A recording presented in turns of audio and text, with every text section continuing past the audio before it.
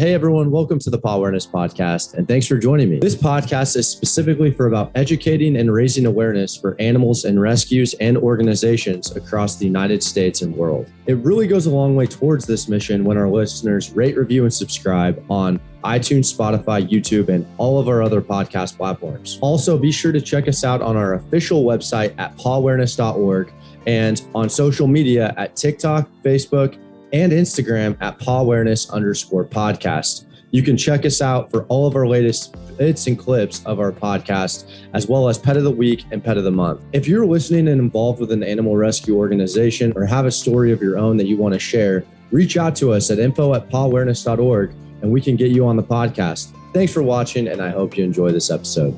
Hey everyone, welcome to today's episode of the Pawareness Podcast. Today I'm grateful to be speaking with Alison Driscoll, the president and co-founder of the Caribbean Canine Connection. And I wanted you just to go ahead and introduce you, what you guys do, and I think it's really awesome. So go ahead and take it away. Thank you so much. Well, we appreciate it. We really appreciate this opportunity to come on the podcast today and explain a little bit about what we do. But basically, Caribbean Canine Connection, we actually, it'll be our 2-year anniversary coming up on May 9th.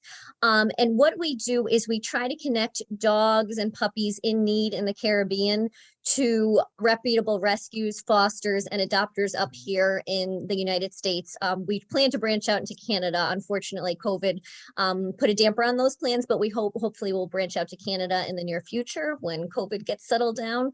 And the reason that we kind of started this organization is because my husband and I travel to the Caribbean frequently. It's actually the only place we go on vacation. So we began really seeing the need down there. I'm sure folks that have traveled to the Caribbean have experienced this, that it's dogs are just skin and bones. They're walking around stray. They need care. They need owners. There's no adopters, and it's really heartbreaking. Not only that, I do like to tell folks this, even though it's hard to hear. Unfortunately, dogs are not treated very well in the Caribbean.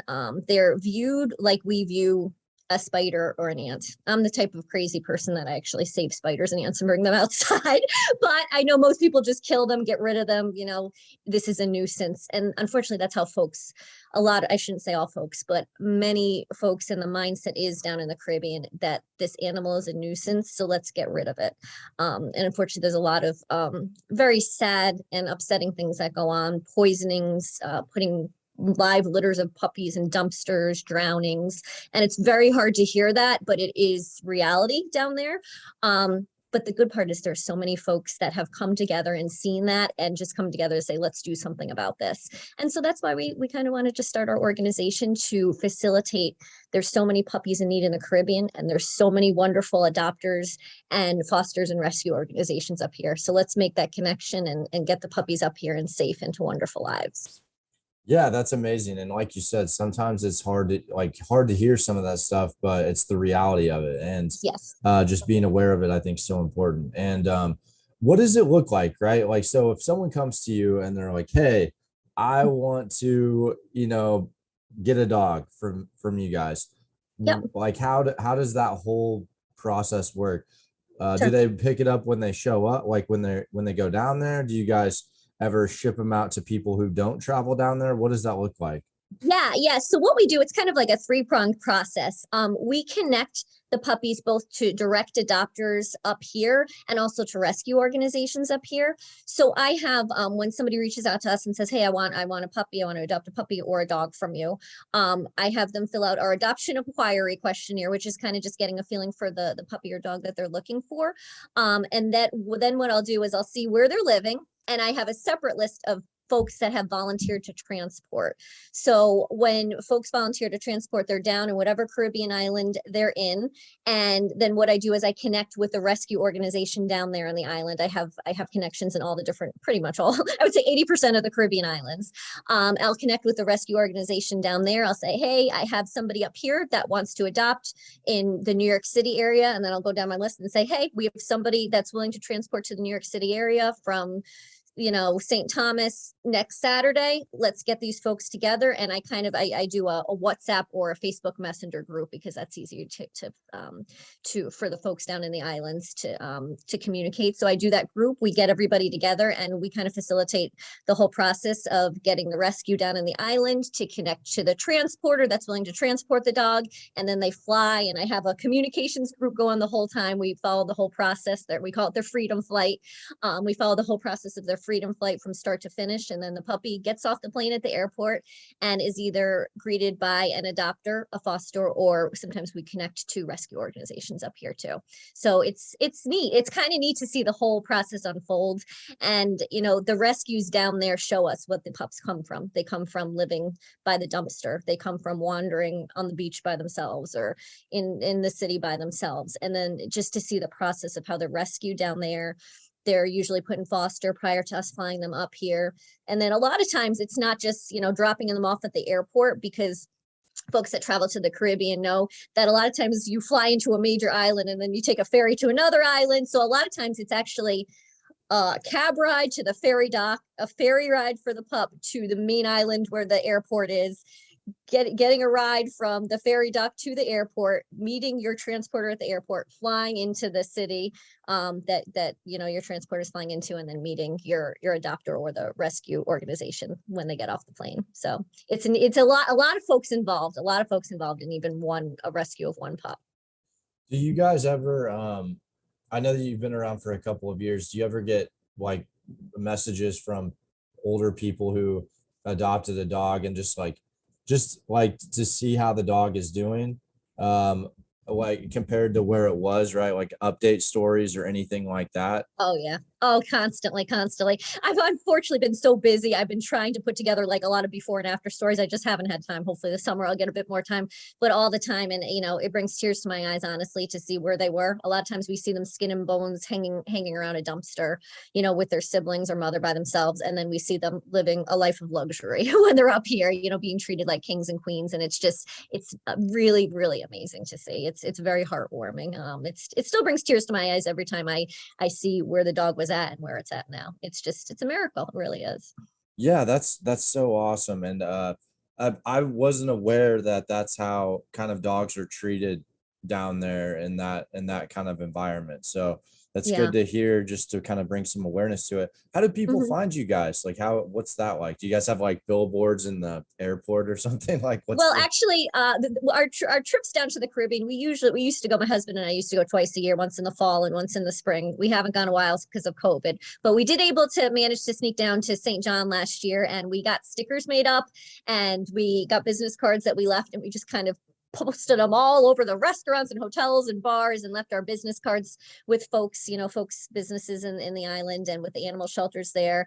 But a lot of it honestly is word of mouth and social media. We've really gotten a good following on social media. We're on Facebook, Instagram. We have a website. Unfortunately, it hasn't been updated in a while because I'm too busy trying to keep track of the Facebook and Instagram, but it's just a lot of it's word of mouth, honestly. And then, I have had folks tell me, hey, I was hanging out at this bar and I saw the sticker there. I'll bring a puppy back. And I'm like, great, let's do it. So yeah, that's usually how folks find out about us, either through word of mouth or, social media. That's really cool. And I'm interested to know, what would you say, I guess, obviously getting a dog from the Caribbean to, the States, there's going to be some costs there, right? And what does that look like in terms of, I guess, who is it like multiple parties that are sharing that cost? And if so, what would you say is the average cost per dog, like from whatever type of treatment it goes through to, to its forever home? Yeah. So as far as the flight is concerned, puppies actually have to have a plane ticket. And the plane ticket yes, they do. Yep, they do. They have to, or it's a fee for them to travel. The fee for most airlines is $125. For a couple of them, it's $200. And, so if we send two pups up, because a lot of times a husband and wife, or even we have, adult children that are traveling, or even teenagers can bring pups, they'll have multiple bags. So, we can have a cost of $400 to send, 3 or 4 pups. A lot of times the rescue organization down in the Caribbean will will cover that, and it's tough for them. They're honestly in the red a lot, but they just do a lot of fundraising. I work with one particular organization that actually was my inspiration. They're called Paw BBI. That's where I got my first island dog from, and they just are fundraising nonstop, whether it's a big fundraiser or a small fundraiser. They just constantly are bringing awareness and fundraising. And of course they don't have much money and they're in debt a lot, but they don't care. Their first thing is the lives of the pups, and they just do constant fundraising to cover those funds. And then sometimes the rescues up here stateside will pick up like part of the fee for the plane ride. But of course, there's other costs associated with getting the pup vaccinated and a medical certificate and, certificate to fly. So I would say to fly one pup, it's probably $250 to $300. So it's not cheap, but it's a lot of organizations come together. And then if we do a direct adoption where we actually have the adopter waiting at the airport, the adoption fee will usually cover that. So that'll go towards all those fees for the flight and the medical vetting and all that stuff. That's awesome. And I figured it was something like that. There was like some kind of combination. And yep. Mm-hmm. I want to know too, what are some of the challenges? What's one of the biggest challenges you guys face? Like that you think if you could just wipe that challenge away, you would do that? Honestly, the biggest thing is there's just too many pups. There's too many pups. I wish I could bring them all up here. There's so many. The Caribbean, a lot of organizations are doing great working on it, but spay and neuter is a big thing. We really have to get the pups spay and neutered so we don't have as many pups. But probably the biggest challenge probably is financial, because it does cost, $300 or so to transport a pup up here. But everybody really does come together to try to fundraise, and all of us have pulled money out of our own pockets because you see that face and it needs to be saved. So it's people. I've met so many wonderful folks through becoming involved in this, and dog people, and I'll say animal people in general. It's just they care and people chip in when needed. So I would say that's probably the biggest challenge, because as far as like transporters, people that we call them puppy pal escorts, folks that are willing to transport the dog, they're wonderful. I've actually never had a negative experience with a puppy pal escort. They all say they love it. It eases the pain of leaving the Caribbean and flying back to the Northeast or whatever it is. The pup actually travels with you in the seat with you. Technically, they're supposed to be under the seat in their bag, but most flight attendants don't care, and it's on your lap, and people are gagaing over it on the plane. So it's just a really fun, awesome experience. So I would say that. And then sometimes placements, sometimes we get a last minute transport offer, like maybe I'll get one for Sunday, let's say. And I'm kind of like, well, I can't really vet an adopter by then. I might not have an adopter in the area. And a lot of the rescues are full right now, as I'm sure you've, talked with other folks about. A lot of the rescues are full. So we have a lot of wonderful partner rescues, but a lot of them are full right now. So it's kind of tough sometimes to be like, I'm not going to let this pup miss out on its flight, but there's nowhere for it to go. But that's when I beg, post on Facebook, beg, and a lot of times someone will step up to foster at least. Because one of the biggest things is the puppies that we transport all fly in cabin within a puppy pal escort. And once they reach the 20-pound mark, they can no longer fly. So at that point, it's a whole nother process. It's not impossible, but they have to go in the belly of the plane, and it can only go certain times of the year when the temperature is not too high. And it's more expensive, and it's just a lot of airlines stopped doing it with COVID. So we really try to get these pups out there before they reach the 20-pound mark. We try to get them on their freedom flight, because after that, it's some of them are doomed to a life on the island. Not always a bad thing. There are a lot of wonderful pet owners on the islands, but a lot of times they will not have the best life. So, we try to get them out before they reach that 20-pound mark. Yeah. And that's kind of what I was going to ask too, is, I guess the vetting, right? I'm assuming it just doesn't come from the streets to someone's home. There's probably like some kind of vetting there. And you mentioned too how, okay, well, if it's over 20 pounds, it's going to be difficult. What's that look like for you guys? As far as the vetting process. Yeah, So generally the pups are found by either Good Samaritans or a lot of these rescue organizations that we work with. They go out and they look for them and they find them and they help them and they bring them into the shelter. So a lot of times they come into the shelter, they're treated, they get healthy, they're getting their vaccines, they plump them up a little bit because a lot of them are very skinny and some of them are sick. And, we deal with the, puppy issues, thankfully all the islands that we work with are really good with parvo, keeping, because that's very dangerous, keeping the pups, free of parvo. But there's other stuff that the pups deal with. So they get them healthy. And then usually they try to get them into a foster home from there on the island. We have a lot of wonderful folks on the island that are willing to foster. So they get into a foster home to kind of see what it's like to be a dog in a home and to be a pet. And, they work on potty training and stuff like that. And then from there, we know they're ready and they'll fly out. And again, we try to do that before they reach 20 pounds. So sometimes pups fly that aren't potty trained and stuff like that, but folks understand that. And I just say, listen, we had to get them out before they reach that 20-pound mark. So that's kind of what it looks like. That's really interesting and it's awesome. There's like so many different moving pieces to what you do. There's like the, a whole logistics side of things. Mm-hmm. And and I'm curious too, you guys have been around for, a couple of years now. What are some future plans, or where do you see this going? What's your goal there? Yeah. So actually, this is a nice day to do this because we just got our letter that we're 501c3 officially yesterday. Congratulations. Yeah.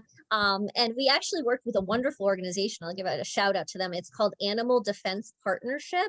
And it's a group of lawyers, very, very talented lawyers that do pro bono work with animal rescue organizations. And they helped us through the whole process because it can be very overwhelming filing all the paperwork and all the logistics of that. So ADP, Animal Defense Partnership, was just a wonderful organization that helped us with the legalities of everything. And they were they were amazing, fantastic. They were so excited when we got our letter yesterday. So they helped us through the whole process. So, we're official now. I really want to do some more fundraising now that COVID's hopefully settling down a little bit. I want to do some events and, hopefully expand out. We work with a handful of islands that we have on a regular basis, but I want to expand out even more and, just help as many dogs as we can. And hopefully I really want to help the larger dogs too, because it is heartbreaking when I see the larger dogs that are kind of stuck there.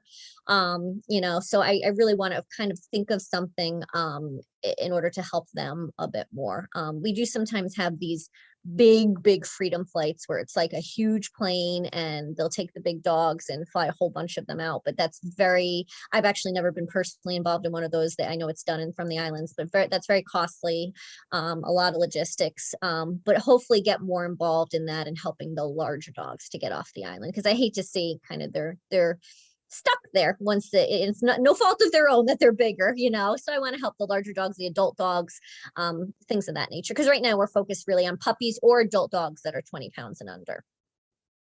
No, I think that's great. And it's do you think a boat would ever be there? Or is that just way too expensive? We've actually had it, like boats go from one of the islands to like Florida. It's happened Really? before. We actually, I'm trying to think, last summer we had a boat take a puppy from the Virgin Islands all the way to Newport, Rhode Island.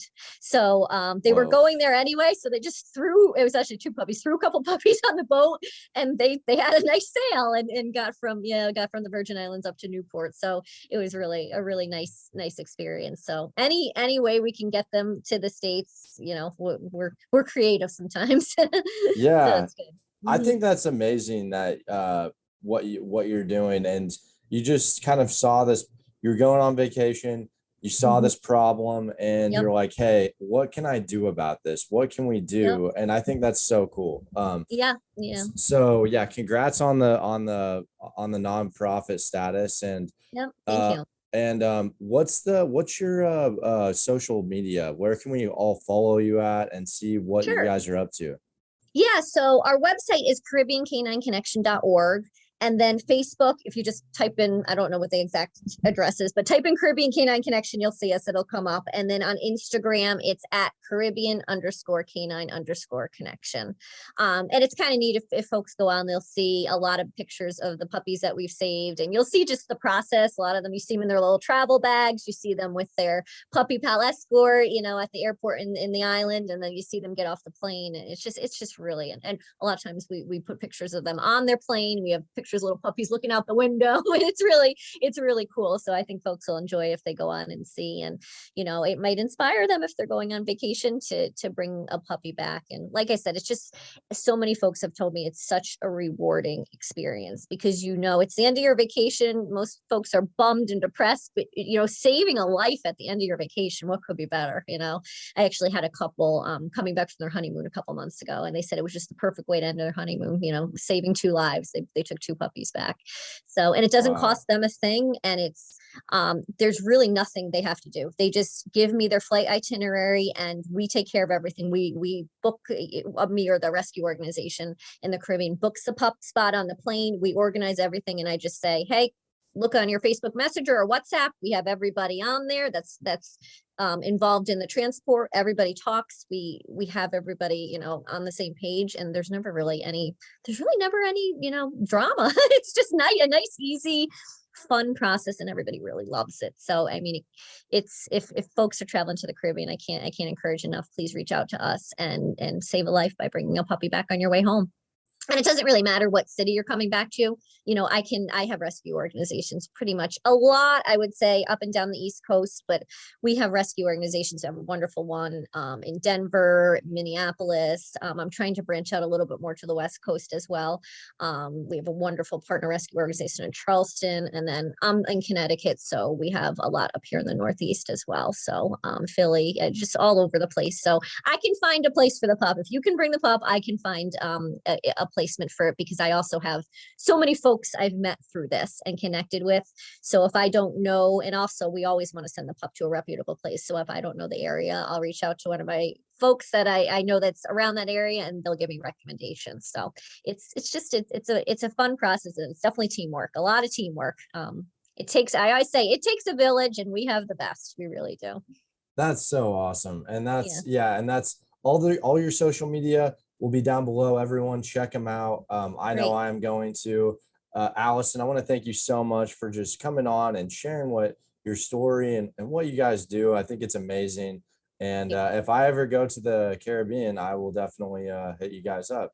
Thank you so much. Everybody spread the word. Family, friends, if they're traveling to the Caribbean, please reach out to us, and we'd love to help you to help save a life on your way home. So we really appreciate it. And thank you for giving us this opportunity. And everybody, adopt, don't shop. That's my last little I love it. There. I love it.